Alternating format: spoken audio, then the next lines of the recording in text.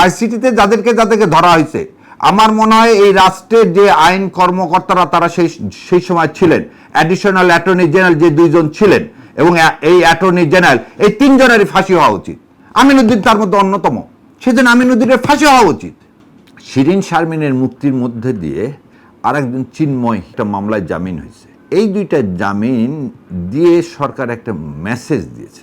জামায়াতও তো একসময় এরকম ওই ফেসবুক টাইপের মিছিল করতো, হুটহাট করে তারা মিছিল করে চলে যেত, গলি টলি দিয়ে পালিয়ে যেত। একই স্টাইলে আওয়ামী লীগ শুরু করেছে এবং গতকালকে প্রথম আলো এবং বাংলাদেশের বড় বড় শীর্ষস্থানীয় নিউজ করেছে যে তারা থানা পর্যায়ে, উপজেলা পর্যায়ে, ইউনিয়ন পর্যায়ে কমিটি পুনর্গঠন করা শুরু করেছে। আচ্ছা, এটা কিভাবে দেখেন? এটা দুইটা জিনিস। একটা হচ্ছে শিরিন শারমিনের মুক্তির মধ্যে দিয়ে সরকার একটা মেসেজ দিয়েছে। শিরিন শারমিনের মুক্তির মধ্যে দিয়ে আরেকজন চিন্ময়ের একটা মামলায় জামিন হয়েছে। এই দুইটা জামিন দিয়ে সরকার একটা মেসেজ দিয়েছে। সেই মেসেজটা কি? তোদের ভয় না, আমরা তোমার সাথে আছি। যদিও তারা আইন পাশ করছে আওয়ামী লীগ কি নিষিদ্ধ, আওয়ামী লীগ কার্যক্রম স্থগিত, নিষিদ্ধ না, আওয়ামী লীগ কার্যক্রম স্থগিত, যেটা ওইভাবে না করে এই আন্তর্জাতিক আইসিটি দিয়েই এটা করানো যাইতো। এনিওয়ে, সো এই যে মেসেজটা পাইছে, এই মেসেজে কিছু ছেলে পেলে এরকম করবে। কিন্তু আপনি একটা জিনিস, জামাত একটা আদর্শিক দল, আপনি একটা জিনিস দেখেন তো, আল্লামা দেলোয়ার হোসেন সাঈদীদের মৃত্যু আদেশ হয়, মৃত্যুদণ্ড হয়, সেদিন সারা বাংলাদেশে কত মানুষ জীবন দিছে? প্রায় 200-র কাছাকাছি। আচ্ছা, যত আপনি বললেন যে গলির মধ্যে, তা তো না।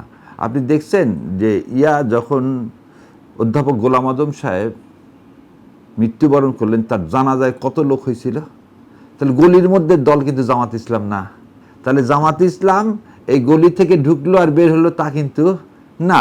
তাহলে অধ্যাপক গোলাম আজমের জানাজায় এত লোক হওয়ার কথা ছিল না। আপনি একটা জিনিস দেবেন, পুলিশ ব্যারিকেড দিয়ে যতজন নেতৃস্থানীয়কে কি করা হয়েছে, এই জুডিশিয়াল কিলিং করা হয়েছে, তাদের জানাজায় দেখছেন লোকের ভিড়?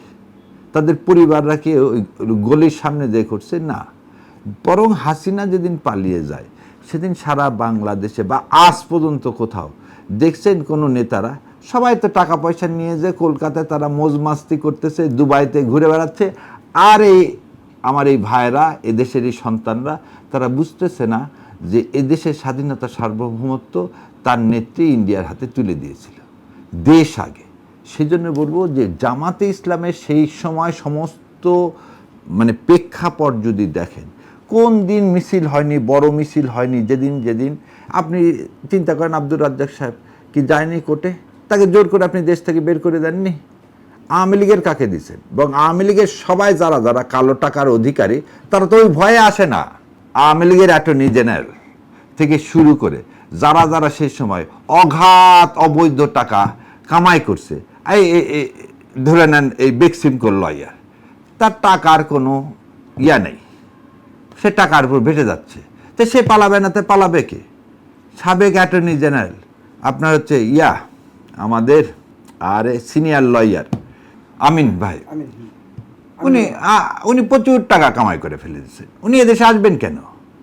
ওনার যদি টাকা না থাকে, সব যদি উনি হতেন, ওনার ভয় কি ছিল?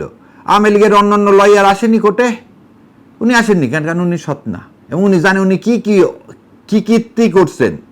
এবং শোনেন, এই অ্যাটর্নি জেনারেলের সবার আগে ফাঁসি হওয়া উচিত। আমি আজকে আপনাদের মাধ্যমে দাবি জানাচ্ছি, ওই অ্যাটর্নি জেনারেলের ফাঁসি হওয়া উচিত।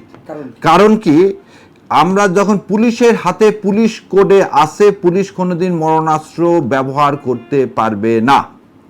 এবং সারা আপাত থেকে শুরু করে আজকের অ্যাডিশনাল অ্যাটর্নি জেনারেল অনিক আর হক থেকে শুরু করে, আমরা সবাই সেদিন এই হত্যাকাণ্ডের জন্যে আমরা একটা রুল চাইছিলাম। এবং এই কনস্টিটিউশন বলেন, কনস্টিটিউশনে বলা আছে যে রুল দেওয়ার জন্য অপরপক্ষকে শুনতে হবে না। সেই সময় এই অ্যাটর্নি জেনারেল এই আমিন সেদিন একটা রুল পর্যন্ত দিতে দেয়নি। আজকে সেদিন একটা রুল দিলে আজকে এতগুলো সন্তানের প্রাণ যায় না, তাহলে সেই অ্যাটর্নি জেনারেল প্রাণের দায়ে তো তার তো ফাঁসি হওয়া উচিত। সে যদি রুল আর স্টেটা দিত যে কোনো পুলিশ তার পুলিশ কোডের বাইরে অগ্নাস্ত্র ব্যবহার করতে পারবে না, তাহলে হেলিকপ্টার থেকে গুলি হয় না, এই কথাগুলো কেউ বলতেছে না। আইসিটিতে যাদেরকে ধরা হয়েছে, আমার মনে হয় এই রাষ্ট্রের যে আইন কর্মকর্তারা তারা সেই সময় ছিলেন, অ্যাডিশনাল অ্যাটর্নি জেনারেল যে দুইজন ছিলেন এবং এই অ্যাটর্নি জেনারেল, এই তিনজনেরই ফাঁসি হওয়া উচিত।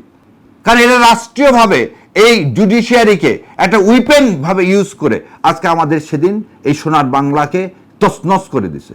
আমিনুদ্দিন তার মধ্যে অন্যতম। সেদিন আমিনুদ্দিনের ফাঁসি হওয়া উচিত।